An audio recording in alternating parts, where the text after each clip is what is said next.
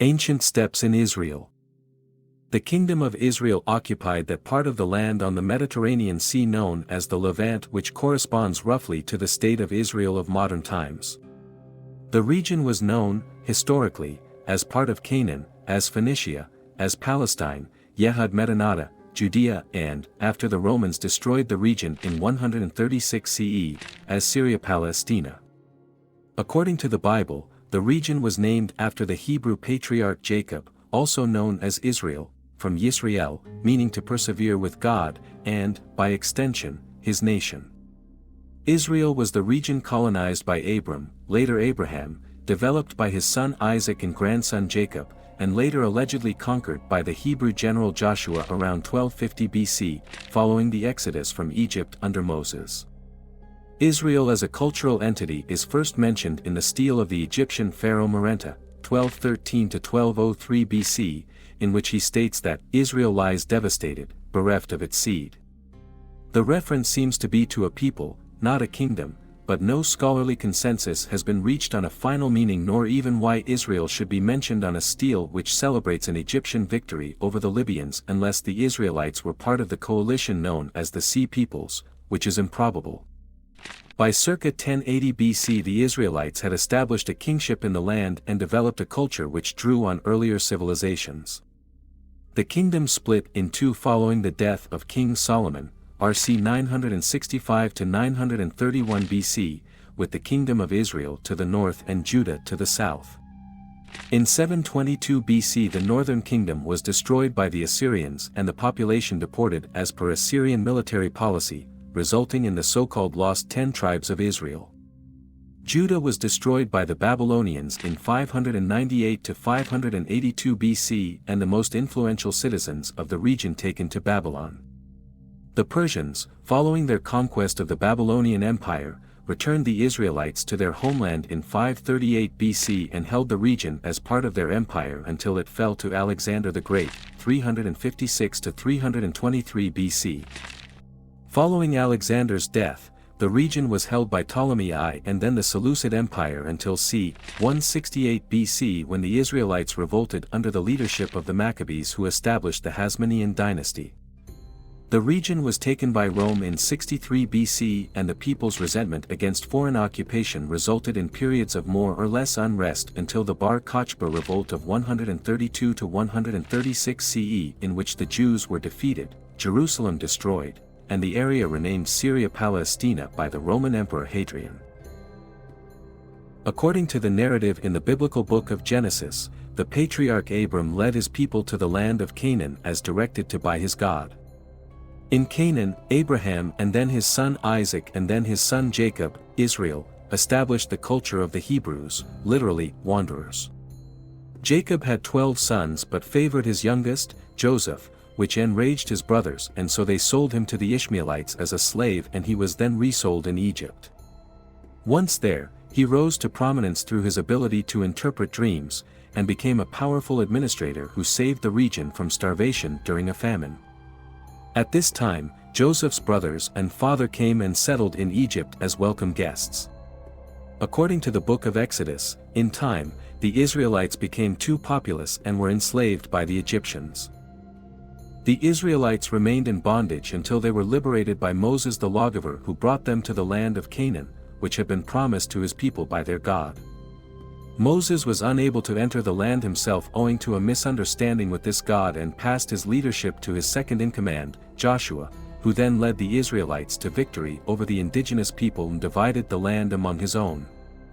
This version of history in the military conquest of Canaan, it should be noted, is only found in the Bible and, while archaeological evidence in the region once known as Canaan does support widespread upheaval in the region between c. 1250 to 1150 BC, said evidence does not fit neatly with the biblical narrative. Whether there was such a general named Joshua and whether the Hebrews did, in fact, conquer the Canaanites is a matter of belief in the biblical narrative. It has been established, however, that something of moment did occur 1250 to 1150 BC, the Bronze Age collapse, which resulted in a displacement of indigenous people, not only in Canaan, but elsewhere throughout the Near East.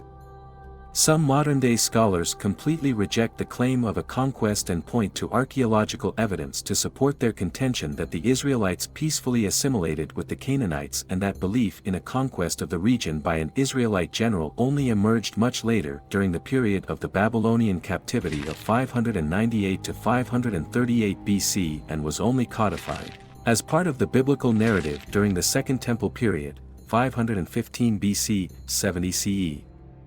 The counterclaim to the biblical narrative is that Abram was an Amorite in Mesopotamia who relocated to Canaan and that later Hebrew scribes, unsatisfied with their ancestral ties to Mesopotamia, created a new history which highlighted their people's unique relationship with the one true God of the universe in order to establish political superiority. They elevated a minor Canaanite deity, Yahweh, to the level of supreme being and then instituted religious practices to further distance themselves from others in the region.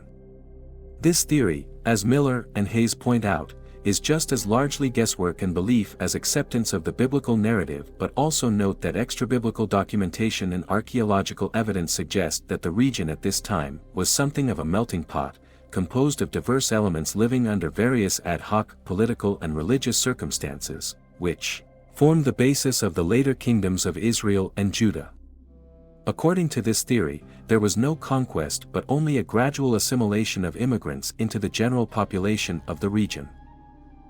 Israel developed into a united kingdom under the leadership of King David, 1035 to 970 BC, who consolidated the various tribes under his single rule, having taken over from Israel's first king, Saul, who ruled 1080 to 1010 BC. David chose the Canaanite city of Jerusalem as his capital and is said to have had the Ark of the Covenant moved there. As the Ark was thought to contain the living presence of God, bringing it to Jerusalem would have made the city both a political and religious center of considerable importance. David intended to build a great temple to house the Ark, but that task fell to his son, Solomon, whose rule corresponds to the height of Israelite grandeur as depicted in the Bible. Solomon consolidated treaties with neighboring kingdoms such as Tyre to the north, Egypt, Sheba, and sponsored building projects which made Jerusalem a great and opulent city. The reigns of Saul, David, and Solomon have been traditionally characterized as a golden age of unity and prosperity, although scholars have noted that the biblical account itself records economic difficulties which led to ceding cities to the Phoenicians and Solomon's brutal policies which led to Judah breaking away from the kingdom after his death. The religion of the kingdom of Israel was henotheistic, and David, as Saul before him, emphasized the preeminence of the God Yahweh as the focus of worship. David and Solomon, especially, seem to have used this belief to their benefit in unifying the people, but after Solomon's reign the kingdom split in half, Israel occupying the northern region with a capital at Samaria and the kingdom of Judah in the south with Jerusalem as capital. The two kingdoms would thereafter sometimes ally and sometimes war, but would never again achieve the strength and wealth of the kingdom during the reigns of David and his son.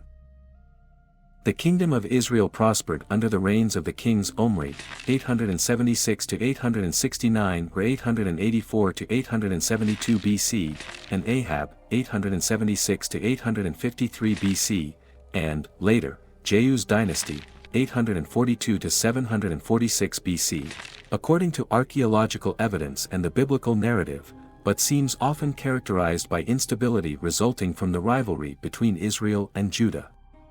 Even so, under Ahab's reign, Israel was a major military power as evidenced by the stele inscription of Shalmaneser III of Assyria, 859 to 824 BC, who states that Ahab was able to field a massive army against him consisting of over 2,000 chariots and 10,000 infantry.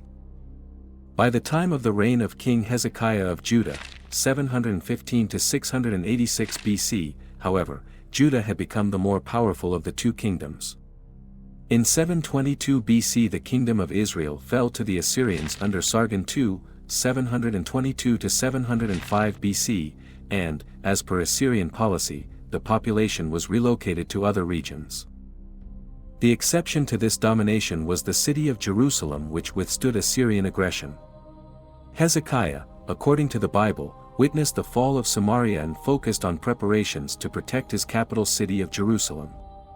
He was able to prepare Jerusalem to withstand the Assyrian siege of 703 BC under Sargon II's son Sennacherib, 705 to 681 BC, through the construction of the Siloam Tunnel and Broad Wall, which can still be seen today but, even so, afterwards paid the Assyrians tribute as a vassal state. When the Assyrian Empire fell in 612 BC to a coalition led by the Babylonians and Medes, the Babylonians took the region, sacked Jerusalem, and destroyed the temple in 598 BCE. The Babylonian king Nebuchadnezzar II, 634 to 562 BC, then deported the aristocracy, scribes, and skilled craftsmen back to Babylon, an event known as the Babylonian captivity. Further Babylonian military campaigns from 589 to 582 BC destroyed the kingdom of Judah. Babylon was conquered by the Persians under Cyrus the Great, 530 BC, who released the Jews to return to their homeland in 538 BC. The destruction of their cities, and deportation from a land they believed had been promised them by their God, forced the Jews